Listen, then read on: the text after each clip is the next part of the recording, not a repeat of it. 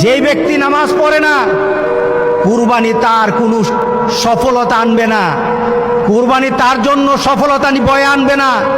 নামাজ নাই, কুরবানি হবে না তার, নামাজ ছাড়া কুরবানি হবে না। এটাই ধারাবাহিকতা।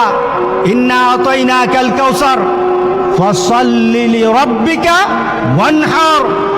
নামাজ আগে, কুরবানি পড়ে।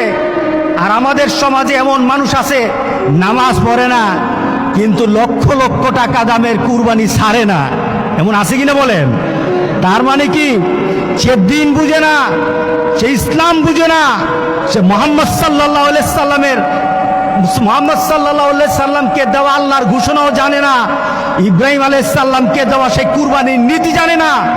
এই কুরবানি তার জন্য কোনো সফলতা বয়ে আনবে না। সুতরাং যারা কুরবানি দিচ্ছেন, আপনার নামাজ নাই, উলামায়ে কেরাম কিন্তু বলেছেন যাদের সাথে নামাজ নাই, নামাজি ব্যক্তি যেন তাদের সাথে কুরবানি না দেয়। কারণ বেনামাজির কুরবানি হবে না। আপনি 7 নাম দিলেন, 6 জন মানুষ নামাজ পড়ে, একটা মানুষ নামাজ পড়ে না, বিপদ কিন্তু হয়ে গেছে। কারণ 6 ব্যক্তির অংশটা কিন্তু আরেকজনের সাথে সংযুক্ত হয়ে আছে। ওই ব্যক্তির বেনামাজি হওয়ার কারণে উলামায়ে কেরামের মতামত, সব উলামায়ে কেরামের মতামত, নামাজ যার থাকে না কুরবানি তার হয় না। সুতরাং আমরা আজকে সিদ্ধান্ত নেব ইনশাআল্লাহ নামাজ ছাড়বো না। রাজি আছি সবাই? কি ছাড়বো না বলেন? নামাজ ছাড়বো না। নামাজ কায়েম করার পর আপনার কুরবানি, আপনার রোজা, আপনার হজ, আপনার ইবাদত, সকল কিছু নামাজকে দিয়ে মানদণ্ড করা হবে। আগে নামাজ, এরপরে সকল ইবাদত।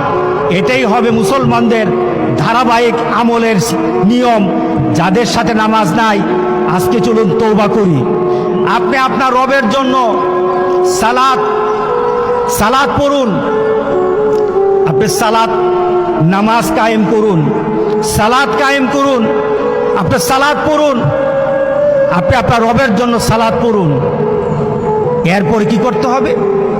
সালাত একদিকে হবে প্রথম, এরপরে হবে নাহার। প্রথম হলো সালাত, এরপরে হবে কুরবানি।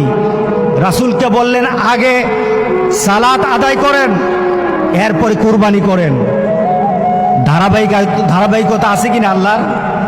ধারাবাহিকটাকে কুরবানি আগে নাকি সালাতটা আগে?